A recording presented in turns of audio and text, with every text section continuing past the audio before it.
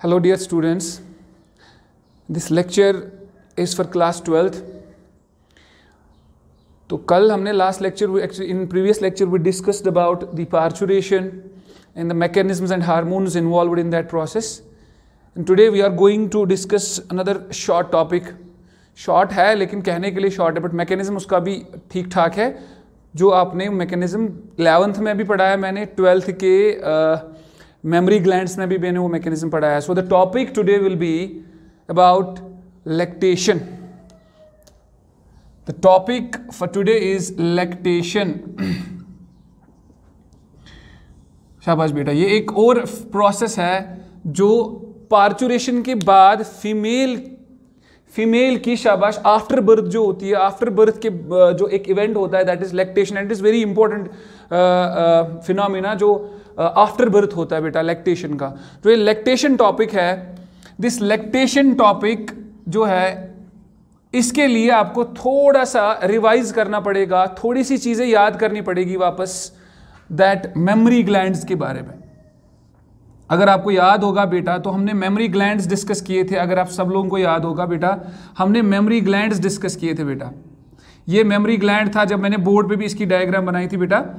तो इस memory gland में क्या क्या चीजें होती है, इसकी एनाटॉमी क्या है, इसके अंदर कौन सी चीजें हैं, उसकी वजह से फिर ये लैक्टेशन आपको वापस समझ आएगी. मोस्ट ऑफ द स्टूडेंट्स आप में से आई बिलीव कि आप लोगों को वो मैकेनिज्म याद होगा, मिल्क लेट डाउन वाली जो रिफ्लेक्स हमने पढ़ी थी, हार्मोन रिस्पॉन्सिबल. फिर भी आज इसको डिटेल में डिस्कस करेंगे बेटा.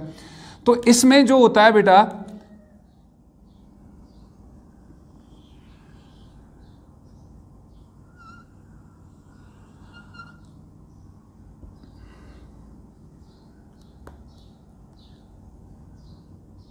मैंने आप लोगों को बोला था उस दिन कि इसके अंदर क्या होते हैं शाबाश, लोब्स होते हैं. और वो जो लोब्स होते हैं बेटा, उनके अंदर मैंने आपको बोला था इन लोब्स के अंदर क्या होता है बेटा, इनके अंदर शाबाश बेटा एल्वियोले होते हैं, कर्व्ड स्ट्रक्चर्स एल्वियोल्स होते हैं बेटा. बड़े क्वाइलेट स्ट्रक्चर्स, उनको हम एल्वियोले कहते हैं बेटा.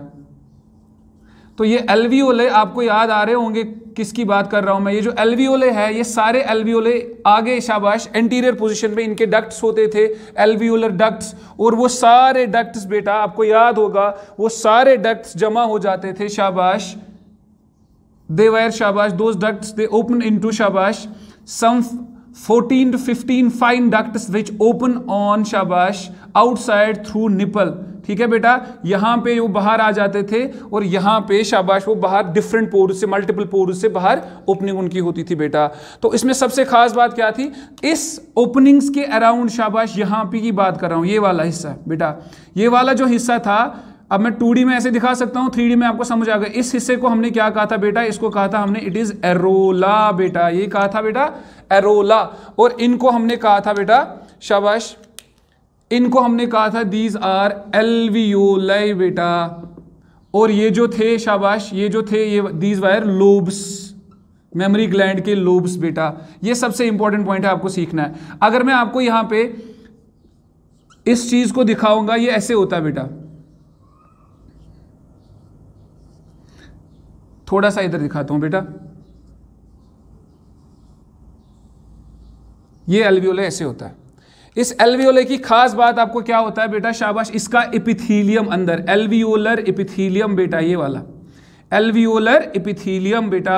इसके बारे में हम पढ़ेंगे आज, इसी का मैकेनिज्म हमें पढ़ना है. ये एल्वियोलर एपिथेलियम याद रखना बेटा. और ये जो होता है एल्वियोलर डक्ट कहलाएगा. शाबाश बेटा. अब सबसे इंपॉर्टेंट पॉइंट, लैक्टेशन क्या होती है बेटा. वापस आ जाते हैं उस बेसिक पॉइंट पे. लैक्टेशन किसको कहते हैं शाबाश. यूजुअली हम जब भी लैक्टेशन डिस्कस करते हैं तो ये प्रोसेस सिंपल सी डेफिनेशन इसकी दिमाग में आती है शाबाश. It is the process of शाबाश secretion of milk. It is the process of secretion of milk by a lactating mother शाबाश after the birth of a baby are fully developed foetus. ये ऐसे लिख सकते हैं after parturition, secretion of milk. ठीक है ना. कुछ लिटरेचर्स में ऐसे है, ये लैक्टेशन जो है ये एक्चुअल में क्या कहते हैं, it's the process of feeding of baby by शाबाश बाय मदर, फीडिंग होती है बेबी की, शाबाश, फीडिंग ऑफ यंग वन। बेटा याद रखना, अभी मैंने वर्ड सिर्फ लिखा है secretion of milk, secretion of milk. बेटा जो लैक्टेटिंग मदर होती है या शाबाश आफ्टर बर्थ जो टू बी मदर होती है, वो आफ्टर बर्थ पार्चुरेशन के बाद मिल्क का सिक्रीट करना और उसको फीड करना उस यंग वन को, ठीक है ना। दो प्रोसेस यहां पे बेटा ध्यान रखना, एक प्रोसेस है मिल्क को सिक्रीट कराना, बेटा मिल्क को सिक्रीट कराने के बाद बेटा उसको यंग वन को फीड कराना regularly up to 1 year, at minimum up to 1 year, 9 months to 1 year at minimum है। लेकिन मैंने आपको बोला है कुछ बुक्कड़ लोग होते हैं वो 3-4 साल भी नहीं छोड़ते, ठीक है बेटा। तो अब ये चीजें हैं, इसमें बहुत सारे पैरामीटर्स हैं, उनका ध्यान रखेंगे, उन्हीं पैरामीटर्स पे मैं इस क्वेश्चन को आपको समझाऊंगा। बेटा पहला पॉइंट क्या देखा आपने, सिक्रीशन ऑफ मिल्क। बेटा ये भी एक ऐसी टर्म है जो अभी पूरी एक्सप्लेन नहीं है, सिक्रीशन ऑफ मिल्क। बेटा दूसरा पॉइंट क्या है, सिक्रीशन के बाद शाबाश बाय लैक्टेटिंग मदर, शाबाश after the birth of A baby, after the birth, ये दूसरा पॉइंट है यहां पे, ठीक है ना, आफ्टर द बर्थ। और तीसरा क्या है शाबाश बेटा, feeding to the young one, feeding to the young one. कुछ बुक्स ऐसी लिखती है वो लैक्टेशन को डायरेक्टली कहते हैं फीडिंग ऑफ यंग वन, ठीक है ना। अगर हम डिटेल में मेडिकल फिजियोलॉजी की बुक्स में जाएंगे तो वहां पे बड़े सारे इस सिक्रीशन को भी वहां पे एक्सप्लेन किया गया। मैं अभी बताता हूं, इस सिक्रीशन भी कोई ये डाइल्यूट टर्म है बेटा, इसको हम अभी अच्छे से डिस्कस करेंगे, ये सिक्रीशन क्या कहलाता है। बेसिकली आपको लैक्टेशन समझ आ रहा है, 1 साल तक 9 मंथ से लेके 1 साल तक मिल्क सिक्रीशन करना ताकि वो अपने यंग वन को आफ्टर बर्थ उसको फीड करे, उस पूरे प्रोसेस को कहते हैं लैक्टेशन। उसमें 2 चीज है, secretion of milk and feeding to the baby, feeding to the baby for a definite duration, that duration is शाबाश up to, that can be up to 1 year बेटा, ठीक है बेटा। तो ये चीजें अभी डेफिनेशन में आती है लैक्टेशन के, ठीक है। अब ये मिल्क सिक्रीशन का मतलब क्या हुआ, ये कब स्टार्ट होती है, ठीक है बेटा। मिल्क सिक्रीशन क्या होती है, कब स्टार्ट होती है, कहां स्टार्ट होती है और किन हार्मोन्स के अंडर, किस रिफ्लेक्स के अंदर ये आ जाती है बेटा, कौन सी नर्वस सिस्टम इसको कंट्रोल करता है, कौन सी रिफ्लेक्स इसको कंट्रोल करती है और कौन से बॉडी के हार्मोन्स इसको कंट्रोल करते हैं और क्या मैकेनिज्म है बेटा, वो हमें डिस्कस करने पड़ेंगे इस सब सारे चीजों में बेटा। तो अगर मैं आप लोगों को अब डिस्कशन पॉइंट ऑफ व्यू से आएंगे इस लैक्टेशन पे, तो सिक्रीशन को ध्यान रखना बेटा। ये जो सिक्रीशन की बात मैंने अभी की बेटा, इस सिक्रीशन को बेसिकली 2 हिस्सों में मैं देखता हूं और आप लोगों को भी मैंने बताया हुआ है। जो सिक्रीशन का मतलब क्या हुआ एक्चुअल में, सिक्रीशन का मतलब पहले मैं बताता हूं, सिंथेसिस हुआ या आप लिखेंगे production of milk, synthesis of milk और प्रोडक्शन ऑफ मिल्क। बेटा सिक्रीट करना जो है वो एक जनरल सी टर्म लगती है, लेकिन सिक्रीट जो कोई चीज करेगा बेटा उसको उस चीज को पहले बनाना पड़ता है, और बनाने को यहां पे हम कहेंगे प्रोडक्शन ऑफ दैट मिल्क और सिंथेसिस ऑफ मिल्क। बेटा इंपॉर्टेंट पॉइंट्स है, यहीं पे क्वेश्चन समझ आएगा आपको। जितने भी बच्चे मेरे क्लासरूम के देख रहे हैं उनको मैंने ये सारी चीजें डिटेल में पढ़ा चुका हूं जब हमने मेमोरी ग्लैंड पढ़ा था way back in reproductive systems of females. बेटा दूसरा पॉइंट क्या है इसमें बेटा, अभी तो मैंने बोला synthesis and production, banana milk को बनाना, ठीक है बेटा। मिल्क बनाने के बाद उसको 9 मंथ्स तक कंटिन्यूअसली बनाना, इस मिल्क प्रोडक्शन को मेंटेन करना, मेंटेनेंस या maintaining of milk production, maintaining of this milk production for a definite duration, for a definite time. बेटा 2 पॉइंट्स है यहां पे। सिक्रीशन का मतलब ये नहीं हुआ बनाया और बाहर फेंक दिया, नहीं, बनाया फिर उसके बाद कंटिन्यूअसली बनाया, जब तक चाहिए तब तक बनाना, उसको रेगुलेट करना बेटा। तो यहां पे 2 चीजें आपको नजर आ रही है, एक क्या नजर आ रही है बेटा, शाबाश सिंथेसिस और प्रोडक्शन ऑफ, शाबाश सिंथेसिस और प्रोडक्शन ऑफ मिल्क। बेटा शाबाश, सिंथेसिस और प्रोडक्शन ऑफ मिल्क जो है इसको हम कहते हैं लैक्टोजेनेसिस। We call this process as lactogenesis, synthesis, formation or production of शाबाश मिल्क, इसको क्या कहते हैं? Lactogenesis. The first step is lactogenesis. बेटा अब दूसरा पॉइंट क्या आया उस सिक्रीशन वाले पॉइंट का जो डाइल्यूट टर्म थी? Maintenance of this milk production, maintaining the production of milk for about 1 year और सो। ठीक है बेटा, ठीक है बेटा, इसको कहते हैं, इस मेंटेनेंस वाले पार्ट को कहते हैं गैलेक्टोपोएसिस। बेटा गैलेक्टोपोएसिस, बेटा ये टर्म भी याद रखेंगे आप। तो हमारी लैक्टेशन जो है, जो हमने जनरल टर्म यहां पे लिखी थी सिक्रीशन, उस सिक्रीशन के देखो कितने ब्रांचेस निकलते हैं, कितने पॉइंट्स आते हैं। तो बेटा जो सिक्रीशन है that actually means synthesis and production of milk, and we call the phenomena as lactogenesis. Everybody knows कि genesis is the formation of milk बेटा, genesis means formation। तो lacto लगता है वर्ड किसके साथ? मिल्क के साथ। and this is galactopoiesis, मतलब regulation of the production of milk for about year or so। बेटा इसका भी एक मैकेनिज्म है, इसके पीछे भी कोई मैकेनिज्म होगा।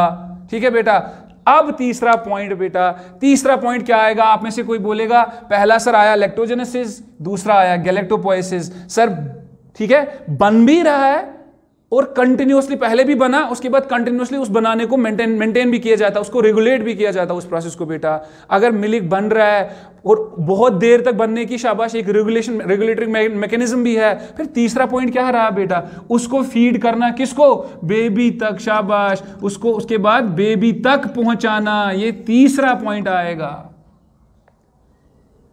उस बेबी तक पहुंचाने को क्या कहते हैं? Let down. क्या कहते हैं? मिल्क का लेट डाउन। बेटा तो तीन चीजें आपको पढ़नी है, एक लैक्टोजेनेसिस, दूसरी मेंटेनेंस को कहते हैं गैलेक्टोपोएसिस, और तीसरा मिल्क लेट डाउन। मैं इसके बारे में बात बहुत बार क्लासरूम में कर चुका हूं बेटा।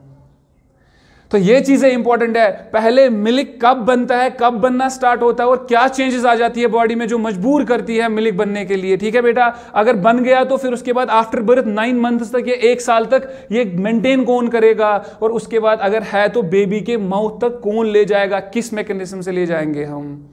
तो पहले पॉइंट में लैक्टोजेनेसिस पे वापस आ जाते बेटा, ये तीनों पॉइंट अभी क्लियर हो जाएंगे। शाबाश बेटा। तो अब सवाल पैदा होता है कि शाबाश, ये जो मिल्क है, ये मिल्क सिंथेसिस कब स्टार्ट होती है बेटा एक फीमेल में? तो उसके लिए आपको सबसे इंपॉर्टेंट पॉइंट जो है, दैट इज, पहला पॉइंट जो सबसे इंपॉर्टेंट है, दैट इज कल का point, towards the end of pregnancy. Towards the end of pregnancy, there is reduced, shabash, concentration of progesterone। बेटा कल भी बोला था, towards the end of pregnancy there is reduced concentration of progesterone।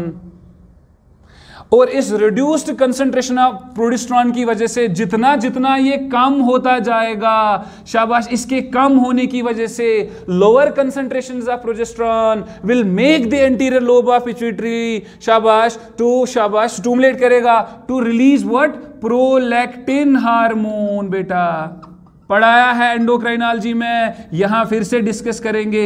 Anterior lobe of pituitary से कौन सा hormone release होगा? Prolactin hormone. तो बेटा फीडबैक तो समझ आ रहा है ना? उस दिन भी मैंने फीडबैक पढ़ाए थे, पॉजिटिव भी और नेगेटिव वाले भी। बेटा फीडबैक समझ आ रहा है, एक की रिड्यूस्ड कंसंट्रेशन दूसरे की, शाबाश, दूसरे को स्टिमुलेट करके उसको रिलीज करने में हेल्प कर रही है। को reduced concentration of progesterone towards the later half of the pregnancy makes the prolactin, शाबाश, to release from anterior lobe of pituitary। और इस प्रोलैक्टिन हार्मोन का असर जो होता है ये डायरेक्टली जाके इस एपिथेलियम पे आ जाता है बेटा, इस एपिथेलियम पे आ जाता है बेटा। ये एपिथेलियम जो है, इस एपिथेलियम को क्या कहते हैं? शाबाश, एल्वियोलर एपिथेलियम। क्या कहते हैं बेटा? Alveolar epithelium. अभी मैंने एल्वियोलर अलग बनाया हुआ है, इस एल्वियोलर के एपिथेलियम पे शाबाश जाता है कौन? Prolactin hormone. एल्वियोलर एपिथेलियम को जाके स्टिमुलेट करता है और इस एल्वियोलर एपिथेलियम से क्या बनना स्टार्ट हो जाता है? मिल्क बेटा। लेकिन खास ख्याल अब रखना बेटा, अब आपको ध्यान देना है, जो मिल्क है ये मैंने कहा बनता है बिकॉज इसको कौन करता है, शाबाश, प्रोलैक्टिन। तो यहाँ पे किसकी फॉर्मेशन हो रही है, मिल्क की। Lactogenesis is directly under the control of prolactin hormone. Yes you are right. But एक चीज और बताता हूं बेटा, यहाँ पे खास ख्याल रखो। यहाँ पे क्या होता है, एक और चीज इंपॉर्टेंट होती है, साथ में बताता हूं, शाबाश। ये जो मिल्क यहाँ पे एल्वियोलर एपिथेलियम की कहानी मैंने बोली, एक और कहानी सुनो बेटा। वो ये है कि 6th मंथ जो प्रेगनेंसी का होता है, 6th मंथ प्रेगनेंसी का, उसके बाद after 6th month of pregnancy, after the 6th month of pregnancy बेटा, यहां पे शाबाश ये पहले मिल्क बनना स्टार्ट हो जाता है। मतलब ब्रेस्ट्स जो होते हैं, मेमोरी ग्लैंड जो होते हैं, वो उस कंडीशन में आ जाते हैं, उनमें मिल्क बनना स्टार्ट हो जाता है। लेकिन बेटा वो जो मिल्क उस टाइम बनता है ना, प्रेगनेंसी के दौरान जो मिल्क बनता है, जो लेटर हाफ में मिल्क बनता है, that is quite different from that milk जो आफ्टर बर्थ बनता है। उसी की बात कर रहा हूं। 6 मंथ के बाद मिल्क बनना स्टार्ट हो जाए, बट ये मिल्क जो होता है ये बहुत हाई विस्कासिटी का होता है, और इसमें शाबाश कलर होता है येलोविश टाइप का। बेटा आपको पता है इसको हम कहते हैं कोलेस्ट्रम। बेटा क्या कहते हैं, फर्स्ट मिल्क और कोलेस्ट्रम। ठीक है बेटा। प्लेसेंटा, उस प्रेगनेंसी में ही बेटा 6 मंथ में ही जो प्लेसेंटा होता है वहां से एक हार्मोन निकलता है। उस हार्मोन को कहते हैं हम शाबाश human chorionic somatomammotropin hormone. Human chorionic somatomammotropin hormone बेटा, ह्यूमन कोरियानिक सोमेटोमेमोट्रोफिन HCS। ये हार्मोन क्या करता है बेटा, ह्यूमन कोरियानिक सोमेटोमेमोट्रोफिन हार्मोन, ये ब्रेस्ट्स की एनलार्जमेंट कराता है प्रेग्नेंट लेडी में। ये 6th मंथ के बाद ज्यादा विजिबल होती है चीजें। मतलब ड्यूरिंग प्रेगनेंसी ही लास्ट ट्राइमेस्टर में बेटा मिल्क सिक्रीशन, मिल्क सिंथेसिस की इनिशिएशन लगती है। उसके लिए ब्रेस्ट्स बढ़ जाते हैं, उनके अंदर ये एपिथेलियम ग्रो करना स्टार्ट करता है बेटा, और वो अंडर दिस हार्मोन होता है। लेकिन फिर जो मिल्क बनना स्टार्ट होता है वो डायरेक्टली अंडर विच हार्मोन होता है, प्रोलैक्टिन। और वो जो मिल्क बनता है बिफोर पार्चुरेशन, उस मिल्क में अलग कैरेक्टरिस्टिक होते हैं। उस मिल्क को कहते हैं कोलेस्ट्रम बेटा। बहुत हाई विस्कासिटी का होता है, गाढ़ा गाढ़ा दूध, येलोविश होता है वो, और वो बहुत ही बेनिफिशियल होता है यंग वन के लिए, बेबी के लिए। आगे जाके बताता हूं बेटा। तो ये कोलेस्ट्रम जो है ये बनना स्टार्ट हो जाता है। अब उसके बाद एक्चुअल में जब बात हो जाती है ना, फिर उसके बाद चलो ये मिल्क बनना स्टार्ट हुआ, प्रोलैक्टिन रिलीज हुआ। सर अभी थोड़ा सा ही प्रोलैक्टिन रिलीज हुआ, लेकिन ये प्रोलैक्टिन रिलीज कब ज्यादा होगा, जब ये प्रोलैक्टिन शाबाश रिलीज कब होगा, जब पार्चुरेशन के बाद बेबी की बर्थ हो जाएगी और बेबी सक करना स्टार्ट करेगा। जितना वो सक करना स्टार्ट करेगा उतना ये प्रोलैक्टिन निकलेगा, उतना और ज्यादा मिल्क बनना स्टार्ट हो जाएगा। लेकिन वो किस पार्ट में आएगा बेटा, दूसरे पार्ट में। वो दूसरा पार्ट क्या था, शाबाश गैलेक्टोपोएसिस वाला, वो अभी समझाते हैं बेटा। फिलहाल आप देखो ये चीजें समझ आ गई आपको। वो ड्यूरिंग प्रेगनेंसी ही इनिशिएशन लगती है किसकी, मिल्क सिंथेसिस की। जब 6th मंथ में ही प्लेसेंटा से ये हार्मोन निकलता है, ह्यूमन कोरियानिक सोमेटोमेमोट्रोफिन हार्मोन, जिसकी वजह से ब्रेस्ट एनलार्जमेंट होती है, मेमोरी ग्लैंड्स शाबाश बढ़ जाते हैं, और ये एल्वियोलर एपिथेलियम स्टिमुलेट हो जाता है।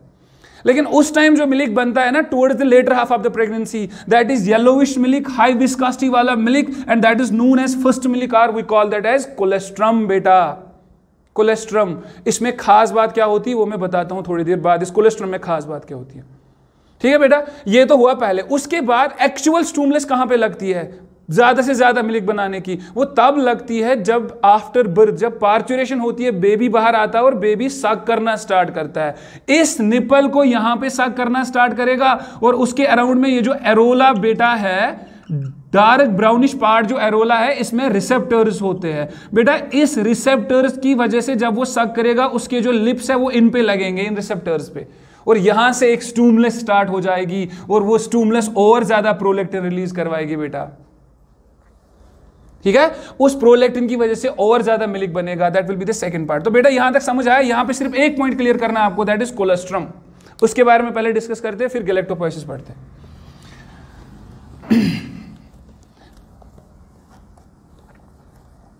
तो बेटा हम क्या पढ़ रहे थे, शाबाश कोलेस्ट्रम। इस कोलेस्ट्रम में खास बात क्या है, फर्स्ट मिल्क भी इसको कहते हैं, it is commonly called as first milk.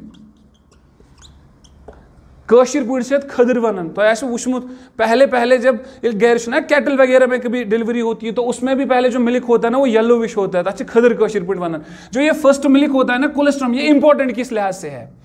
और आपने बहुत सारे एड्स भी सुने हैं, बहुत सारे इंडिया में बहुत सारे एड्स चले हुए इसके लिए कि ये गाढ़ा दूध बच्चे को पिलाना चाहिए, अगर कुछ नहीं पिएगा तो ये पिलाना चाहिए। क्यों बेटा, ये जो दूध होता है ना इसमें इंपॉर्टेंट क्वालिटीज होती है। क्यों, ये दूध दो काम करता है, एक तो ये न्यूट्रिशन देता है किसको, यंग वन को, प्लस दूसरा काम क्या करता है, ये उसको प्रोटेक्शन देता है। प्रोटेक्शन का मतलब होता है ये उसकी इम्यूनिटी बढ़ाता है। बेटा नीट के रिलेटेड यहां पे इसमें एक पॉइंट है, दिस फर्स्ट मिलिकार कोलेस्ट्रॉम जो है इट इज फुल ऑफ शाबाश न्यूट्रेंट्स होते हैं ना, न्यूट्रेंट्स, लेकिन सबसे खास बात इसमें क्या है, प्रोटेक्शन। वो इम्यूनिटी कैसे, it has immunoglobulin A, large concentration of immunoglobulin A. बेटा एक बार रिवाइड करता हूं मैंने एक बार आपको पढ़ाया था, प्लेसेंटा से क्रॉस कौन सी इम्यूनोग्लोबिन करती है, आईजीजी, यस आईजीजी। लेकिन यहां मदर के मिल्क में कोलेस्ट्रॉम में कौन सी इम्यूनोग्लोबिन होती है, आईजीए। इसको कभी कभार सिक्रीटरी आईजीए भी कहते हैं, क्योंकि ये बॉडी की सिक्रीशंस में होती है। मिल्क भी तो एक सिक्रीशन है, उसमें ये इम्यूनोग्लोबिन ए होती है बेटा। इसकी वजह से इम्यूनोग्लोबिन ए की वजह से जो पीता है ना इसको बेबी, शाबाश, उसकी वजह से बेबी में क्या मिलती है, शाबाश, इम्यूनिटी बढ़ती है और प्रोटेक्शन मिलती है। बेटा इसमें बहुत सारे और भी इंग्रेडिएंट्स होते हैं, बहुत सारे कंपोनेंट्स और भी होते हैं। एक प्रोटीन होता है, मैं उसमें आगे जाके बताता हूं, उसको लैक्टोफेरिन प्रोटीन कहते हैं। वो फूड एलर्जी से बचाता है बेबी को, बेबी के गट में वो किसी इंफेक्शन से बचाता है बेबी को। लैक्टोफेरिन प्रोटीन बेटा वो आयरन की एब्जॉर्बिशन एनहांस करता है। आगे जाके पता चलेगा आपको, जो बेबी होता है ना उसने कुछ पिया नहीं होता, वो पहली बार माँ का दूध पीता है, ऐसा ना हो कि उस दूध की वजह से उसके गट में एलर्जी हो जाए, फूड एलर्जी।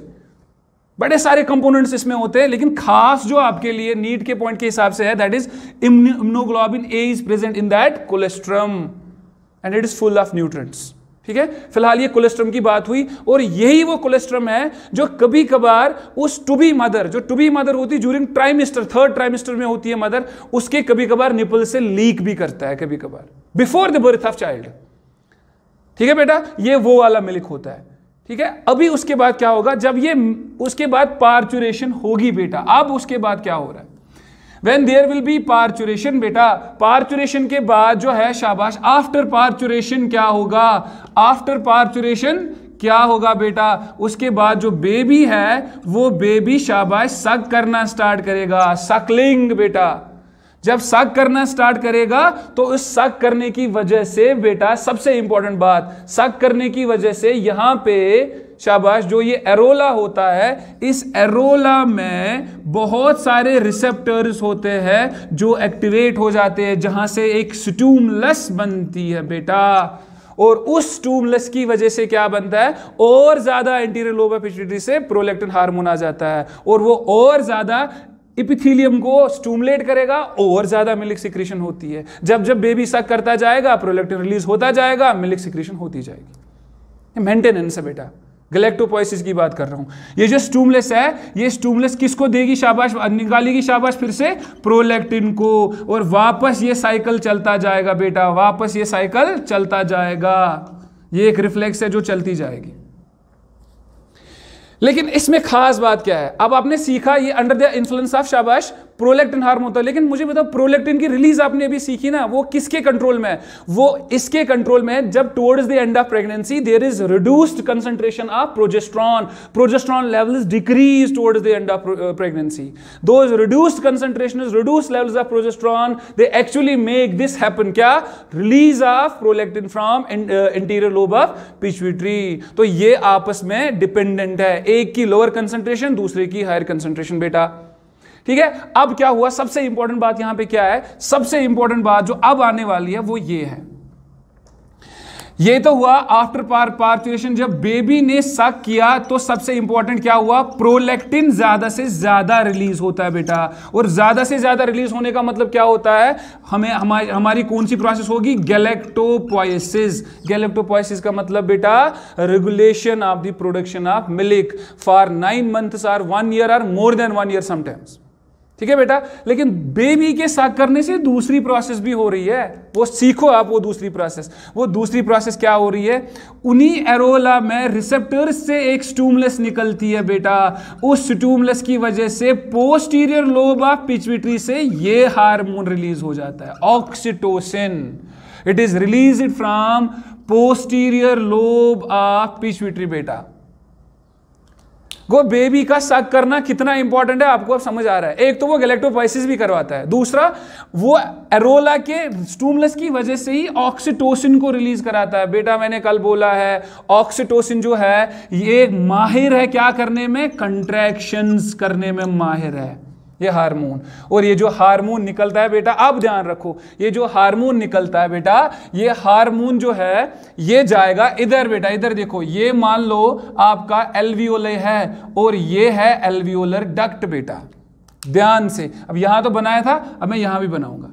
ये तो एल्वियोले है, उसका एपिथेलियम है, उस एपिथेलियम में बेटा इमेजिन कर लो आप, यहां पे मिल्क बना हुआ है बेटा, मिल्क बना है और वो मिल्क किस में स्टोर है, इस एल्वियोले के इस कैविटी में अंदर स्टोर है यहां पे बेटा, यहां पे स्टोर है बेटा, या आप कहेंगे इसमें स्टोर है बेटा, इधर देखो, इधर स्टोर है, बन चुका है। लेकिन अब क्या है, अब इंपॉर्टेंट है, इसको यहां से इस एल्वियोलर सैक से निकालना है, इन डक्ट्स के थ्रू, और पहुंचाना है कहां तक बेटा, शाबाश, कहां तक पहुंचाना है बेटा, शाबाश, निप्पल तक पहुंचाना है। ये अब इंपॉर्टेंट पॉइंट है हमारे लिए। इसको उठा के बिल्कुल निप्पल तक पहुंचाना है, इसको उठा के निप्पल तक पहुंचाना है तो वो अंदर स्टोर है यहां पे, ये देखो। वो कैसे होता है बेटा, ये ऑक्सीटोसिन जो है ये जाएगा, इट गोज एंड शाबाश कंट्रैक्ट्स दीज एल्वियोलर शाबाश डक्ट्स एंड एल्वियोलर एपिथेलियम। यहां पे ऑक्सीटोसिन जाएगा बेटा, ये ऑक्सीटोसिन इधर भी जाता है, ये ऑक्सीटोसिन इधर भी जाता है, इनको कंट्रैक्ट कराएगा बेटा, इस साइड भी कंट्रैक्ट हो रहा है, इस साइड भी कंट्रैक्ट होगा, ये मिल्क फ्लो करने लगेगा आगे, फिर ये कंट्रैक्ट होंगे, ये कंट्रैक्ट होंगे, मिल्क फ्लो करने लगेगा आगे, तब तक जब तक ये निप्पल तक पहुंचता है बेटा। को बेबी के सक करने की वजह से बेबी खुद इस मिल्क को निकालता है बाहर। अब रोल किस हार्मोन का है वो याद रखेंगे नीट के लिए, रोल किस हार्मोन का बेटा, ऑक्सीटोसिन का। ऑक्सीटोसिन आके बेटा शाबाश, ये ऑक्सीटोसिन जाएगा, इट विल स्टिमुलेट और it will make these alveolar ducts contract. इस कंट्रैक्शन की वजह से ये मिल्क फ्लो करने लगेगा बाहर की तरफ टुवर्ड्स निपल बेटा। सबसे इंपॉर्टेंट पॉइंट है, याद रखना, ठीक है। अब देखो यहां से दो चीजें हैं, एक तो थी जो आपने सीखी अभी, वो क्या था बेटा, वो ये था कि मिल्क पहले शाबाश सिंथेसाइज होता है, प्रोड्यूस होता है, दो चीजें थी। अब आपने जो सीखा इसको कहते हैं मिल्क लेट डाउन और milk ejection. Milk let down और मिल्क इजेक्शन बेटा, या ध्यान रखो, मिल्क लेट डाउन और मिल्क इजेक्शन। लेट डाउन का मतलब होता है निकालना, निकलना, ठीक है ना, कहां से, एल्वियोलर सरफेसेस से या एल्वियोलर सैक से कहां तक निकलना, शाबाश, निप्पल तक। इस मिल्क को निकालने की इस प्रोसेस को क्या कहते हैं, मिल्क लेट डाउन। उसके लिए जो रिफ्लेक्स है, वो रिफ्लेक्स बेटा स्टार्ट कहां से हो रही है, वो बेटा स्टार्ट हो रही है एरोला से। कौन स्टार्ट करता है बेटा उसको, बेबी की सकिंग। तो बेटा हार्मोन कौन रिस्पॉन्सिबल है, एंड हार्मोन जो रिस्पॉन्सिबल है दैट इज ऑक्सीटोसिन। इस ऑक्सीटोसिन को कभी कभार मिल्क लेट डाउन हार्मोन भी कहते हैं बेटा, इसको कभी कभार मिल्क लेट डाउन, कल कहा था इसको हमने क्या, बर्थ हार्मोन, आज क्या कहेंगे, मिल्क लेट डाउन हार्मोन, और कुछ लोग इसको लव हार्मोन भी कहते हैं बेटा, वो कहानी अलग है, आज नहीं वो। तो लैक्टेशन में आपने तीन चीजें सीखी बेटा। सबसे पहले मिल्क को प्रोड्यूस कराना, और वो स्टार्ट होता है towards the third trimester, 6th month के बाद ही स्टार्ट होने लगता है, that colostrum and all that. फिर एक्चुअल मिल्क प्रोडक्शन कब स्टार्ट होती है बेटा, वो आफ्टर पार्चुरेशन, बेबी के सक करने की वजह से। तो वहां दो प्रोसेस स्टार्ट होती है बेबी की सकिंग की वजह से। एक साइड से प्रोलैक्टिन रिलीज होता है तो गैलेक्टोपोएसिस होती है बेटा, दूसरे साइड से ऑक्सीटोसिन रिलीज होता है तो वहां पे क्या होता है, मिल्क की लेट डाउन होता है बेटा। तो ये दो चीजें साइमल्टेनियसली हो रही है, गैलेक्टोपोएसिस हो रही होती है तो साथ साथ में जितना सक करेगा बेबी उतना यहां से मिल्क निकल के यहां तक आएगा बेटा। ये इंपॉर्टेंट है। ठीक है बेटा, इसको मिल्क लेट डाउन रिफ्लेक्स भी कहते हैं, that starts from areola and that शाबाश has a role of a hormone called as oxytocin hormone. तो बेटा क्या हम बोल सकते हैं कि इस लैक्टेशन में किस किस हार्मोन का रोल है? बेटा क्या मैं प्रोजेस्टेरॉन की बात करूं कि रोल है? यस बेटा, रोल है, इनडायरेक्ट रोल है। When progesterone decreases there is release of prolactin. जब तक बॉडी में प्रोजेस्टेरॉन की कंसंट्रेशन अच्छी खासी होती है तब तक कोई प्रोलैक्टिन रिलीज नहीं होगा बेटा, ठीक है। तो रोल उसका भी है, लेकिन पॉजिटिव और डायरेक्ट रोल किस किस का है? डायरेक्ट रोल प्रोलैक्टिन का है, डायरेक्ट रोल किसका है? ऑक्सीटोसिन का है बेटा। अगर नीट में क्वेश्चन आया एस्ट्रोजन के रिलेटेड बेटा, वो भी याद रखना, अगर लैक्टेशन में उन्होंने एस्ट्रोजन घुसाया, अगर नीट में किसी ऑप्शन में उन्होंने एस्ट्रोजन घुसाया, उसके लिए भी मैं बताता हूं। शाबाश, लैक्टेशन में क्या होता है एस्ट्रोजन का? बेटा देखो, कल हमने एक पॉइंट डिस्कस किया था बेटा, वो पॉइंट ये था कि उसमें हमने बोला था कि एस्ट्रोजन जो है वो भी इंक्रीज होता है, शाबाश, कहां पे? पार्चुरेशन के टाइम बॉडी में। लेकिन ये गस याद हो बेटा, after parturition, after the birth of, शाबाश बेटा, after the birth of baby, ये एस्ट्रोजन डिक्रीज होने लगता है बॉडी में। क्या होने लगता है बेटा? डिक्रीज। गो अगर एस्ट्रोजन डिक्रीज गसन एक्साइड, तभी जाके वो मिल्क प्रोडक्शन कंटिन्यूस हो जाएगी। गो मिल्क प्रोडक्शन के लिए शाबाश, या गैलेक्टोपोइसिस के लिए हम बोल सकते हैं एस्ट्रोजन का डिक्रीज होना जरूरी है बेटा।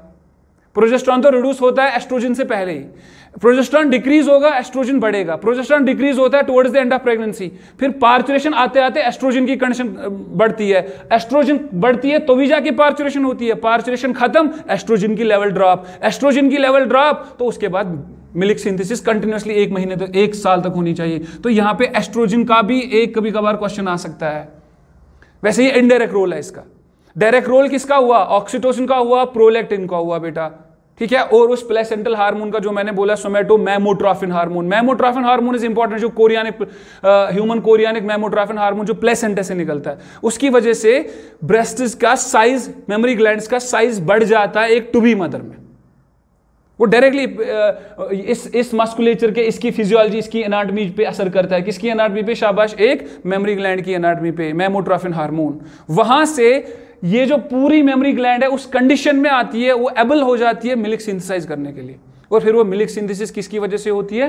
प्रोलैक्टिन हार्मोन की वजह से होती है बेटा, ठीक है। और वो प्रोलैक्टिन हार्मोन ज्यादा कब निकलता है? जब बेबी सक करता है, उसकी रिफ्लेक्स बार बार बनती है बेटा, ठीक है बेटा। ये सबसे इंपॉर्टेंट पॉइंट है लैक्टेशन का। अब आ जाते हैं फाइनली मिल्क में कंपोजिशन क्या होती है। आपको तो पता है मिल्क कंपोजिशन में क्या क्या होता है, आपने बायोकेमिस्ट्री में मिल्क में शाबाश बेटा कार्बोहाइड्रेट्स होते हैं, हर कोई न्यूट्रिएंट होता है। कार्बोहाइड्रेट्स में मेन शुगर सबको पता है लैक्टोस होता है, मिल्क शुगर इसका नाम है ही है लैक्टोस बेटा। प्रोटीन्स होते हैं बेटा, याद रखना, प्रोटीन्स होते हैं कंपोजिशन में। उस प्रोटीन में लैक्ट एल्ब्यूमिन प्रोटीन्स बहुत सारे होते हैं। मैंने आपको एक बार ब्लड प्लाज्मा में एल्ब्यूमिन के बारे में बोला था, लैक्ट एल्ब्यूमिन होते हैं, प्लस लैक्टोट्रांसफेरिन होता है, लैक्टोफेरिन और लैक्टोट्रांसफेरिन प्रोटीन्स। ये लैक्टोफेरिन प्रोटीन बड़े इंपॉर्टेंट है, अगर आप याद रखोगे मेडिकल कॉलेज में फिर से पढ़ोगे आप। लैक्टोफेरिन जो होता है ये वो प्रोटीन होता है बेटा जो आयरन की एब्जॉर्बिशन जो होता है वो अच्छे से करवाता है। जितना वो आयरन की एब्जॉर्बिशन अच्छे से कराएगा उतना ह्यूमन बेबी के गट में जो बैक्टीरिया होते हैं जो फीड करते हैं किस पे? आयरन पे। वो कल्चर हो करते खुद को, वो वहां पे इन्फेक्शन काज करते हैं इकोलाई के। वो आयरन अगर मिलेगा ही नहीं उनको तो वो फीड नहीं करेंगे, तो वो थ्राइव नहीं कर पाते ज्यादा बेटा। तो वहां से गट एलर्जी से बच जाता है क्योंकि ये आयरन की एब्जॉर्बिशन अच्छे से कराता है और ये जो है बाकी इन्फेक्शन से बचाता है। It prevents that baby from infections, early infections. Lactoferrin protein important है बेटा। उसके बाद फैट्स होते हैं, फैट्स में जो ट्राइग्लिसराइड्स होते हैं बेटा, मैंने पढ़ाया हुआ है लास्ट ईयर। ट्राइग्लिसराइड्स जो होते हैं वो पर्टिकुलरली अपने लिए याद रखोगे, वो पर्टिकुलरली ट्राइग्लिसराइड्स में कौन सा फैटी एसिड ज्यादा होता है जिसके वो मदर के मिल्क में होता है? वो होता है पामिटिक एसिड का और ओलिक एसिड का बेटा। काइमस का कंफ्यूज गसन ये पामिटिक एसिड क्या होता है, ओलिक एसिड क्या होता है, और बहुत सारे बच्चों ने ये पढ़ा होगा। Palmitic acid and oleic acid are fatty acids. उन फैटी एसिड्स के ट्राइग्लिसराइड्स मदर के मिल्क में ज्यादा मिलते हैं, ठीक है बेटा। तो उसके बाद बहुत सारे और भी मैंने अभी बोला, IgA होता है बेटा, IgA विटामिन होते हैं बेटा। मिनरल्स होते हैं कुछ, और वाइटामिन में भी इंपॉर्टेंट वाइटामिन होते हैं। तो ये जो ओवरऑल जो मिल्क होता है ना, ये कंप्लीट पैकेज होती है, कंप्लीट पैकेज जो ये मिल्क होता है।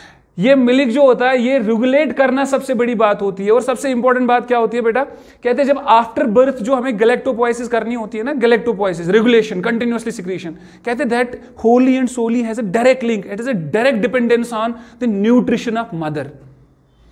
ठीक है ना, वो मिल्क जितना सिंथेसाइज करेगी ना, उसका मिल्क उस हिसाब से होगा जिस हिसाब से उसका डाइट होगा, जिस हिसाब से उसका न्यूट्रिशन होगा बेटा। ठीक है ना, तो इसीलिए कहते हैं ना दूध बनाने के लिए उस लैक्टेटिंग मदर को बहुत खाना पड़ता है, और वो भी बैलेंस्ड खाना पड़ता है, तब जाके दूध में बाकी चीजें, सारी चीजें आ सकती है बेटा। ठीक है ना, अगर मदर खुद माल न्यूट्रिशन में है तो उसको खुद अंडर न्यूट्रिशन है वो मदर, तो उसकी वजह से problem milk formation, milk composition में भी हो जाएगी बेटा। ठीक है बेटा, तो this was all about lactation. It is 2 marks at maximum, अगर बोर्ड में आया तो 2 मार्क्स मैक्सिमम। ठीक है ना, क्या पता नीट में हार्मोन्स की वजह से कोई क्वेश्चन आएगा तो वो आप क्लियर हो गया होगा बेटा। अगर कोई क्वेश्चन होगा, कोई क्वेरी होगी, you can reach to me personally, और हम लाइव सेशन भी करते हैं डाउट क्लासेस के लिए, तो उस दिन भी आप पूछ सकते हैं। ठीक है बेटा, तो थैंक यू, ये आज का टॉपिक था। इसकी वजह से, इसके साथ ही ये एक जो है हमारा सेक्शन क्लियर हो गया। इसके बाद जो हमारा सेक्शन है that is reproductive health, second part of this reproduction unit, second part. हम कह सकते हैं उसको सब यूनिट कहेंगे, हम उसको एक सब यूनिट, सब यूनिट में मतलब दूसरा पार्ट इसका है दैट इज रिप्रोडक्टिव हेल्थ। उसमें डिजीज वगैरह पढ़नी है हमें, तो वो डिस्कस करेंगे नेक्स्ट लेक्चर में। ठीक है, थैंक यू बेटा, स्टे होम, स्टे सेफ।